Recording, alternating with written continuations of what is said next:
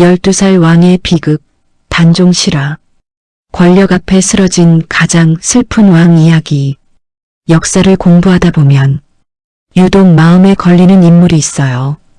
대단한 업적을 남긴 왕도 아니고 위대한 정복자도 아니에요. 그냥 너무 어린 나이에 너무 가혹한 운명을 만난 한 소년의 이야기예요. 조선의 6번째 왕 단종. 12살의 왕이 되어 17의 세상을 떠난 소년.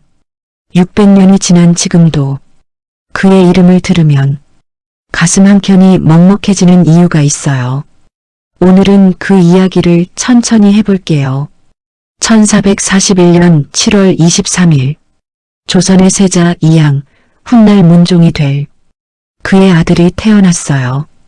이름은 이용이. 근데 이 아이는 태어나면서부터 운명이 순탄치 않았어요. 어머니 현덕왕후가 단종을 낳은 지 사흘 만에 세상을 떠나버렸거든요. 엄마 얼굴도 제대로 보지 못한 채 세상에 나온 아이. 아버지 문종은 몸이 약했어요. 그래서인지 아들 홍의를 더욱 애틋하게 키웠지만 자신도 오래 살지 못할 거라는 걸 어렴풋이 알고 있었던 것 같아요. 세종대왕이 승하하고 문종이 왕위에 올랐지만 즉위한 지 불과 2년 만에 문종마저 세상을 떠났어요. 1452년의 일이었어요. 12살 소년 이용이는 그렇게 갑자기 조선의 왕이 됐어요.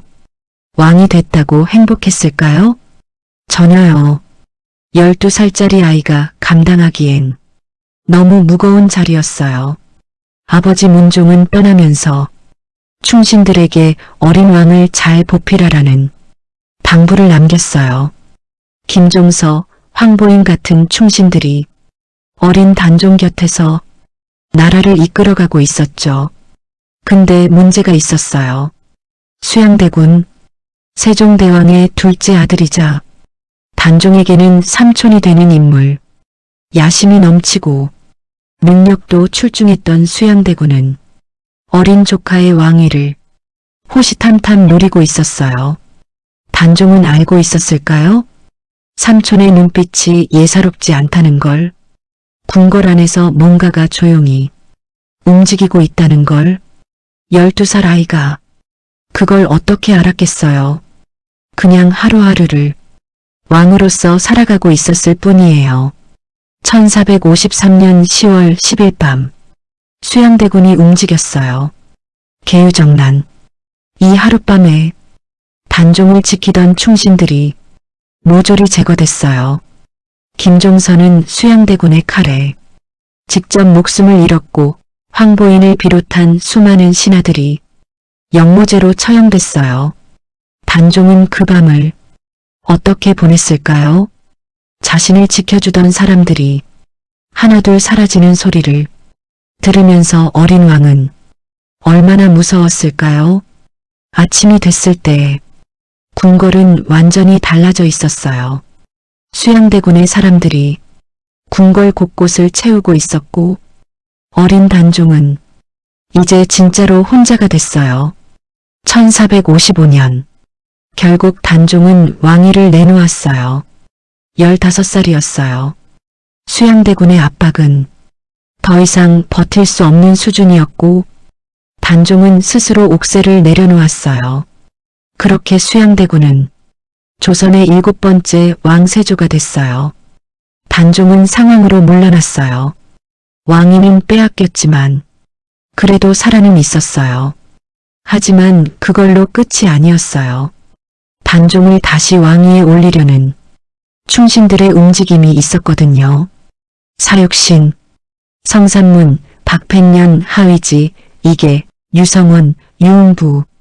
이 6명의 충신들은 세조를 제거하고 단종을 복위시키려는 계획을 세웠어요. 하지만 계획은 발각됐고 사육신은 모두 처형됐어요. 그리고 그 불똥은 단종에게도 튀었어요. 1456년 단종은 강원도 영월로 유배됐어요. 그리고 그곳에서 단종이 머물게 된 곳이 바로 청룡포예요. 청령포는 참 기묘한 곳이에요. 삼면이 강물로 둘러싸여 있고 한면은 깎아지른 절벽. 배를 타지 않으면 들어갈 수도 나올 수도 없는 곳. 도망가지 못하게 만들어 놓은 천연 감옥이었어요. 그 작은 땅 위에 어린 단종이 머물렀어요. 매일 아침 강물 소리를 들으며 눈을 뜨고 매일 저녁 강물을 바라보며 잠이 들었을 거예요. 보고 싶은 사람들을 떠올리면서 일찍 떠난 어머니, 자신을 두고 먼저 간 아버지, 아직 궁에 남아있을 왕비 정순왕후를. 강물은 매일 흘러갔지만 단종은 그 자리에 머물러 있었어요. 부처님은 이렇게 말씀하셨어요. 모든 것은 무상하다. 집착하면 고통이 되고 내려놓으면 자유가 된다. 수양대군이 그토록 원했던 왕이 그 자리를 차지하기 위해 조카를 내몰고 충신들을 죽이고 역사에 오명을 남겼어요. 하지만 세조도 결국 죽었어요. 왕위도 결국 다음 사람에게 넘어갔어요. 권력은 영원하지 않았어요. 반면 단종은요. 아무것도 가지지 못한 채 외로운 강가에서 하늘을 바라봤어요.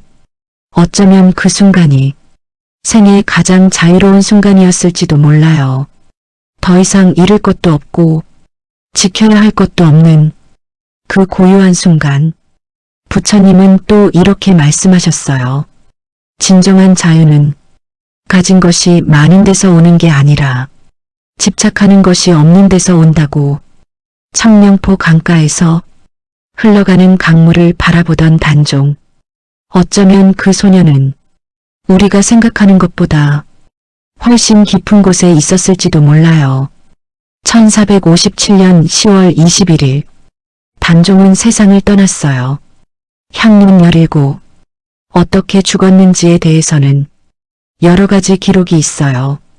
사약을 받았다는 설, 스스로 목숨을 끊었다는 설. 정확한 기록은 남아있지 않아요. 하지만 분명한 건 17의 소년이 혼자서 생의 마지막을 맞이했다는 거예요. 그날 청령포에는 어떤 바람이 불었을까요?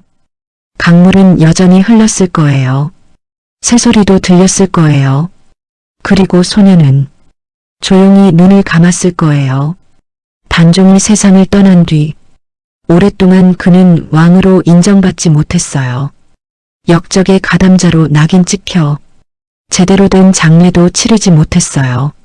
하지만 역사는 결국 진실을 찾아가더라고요.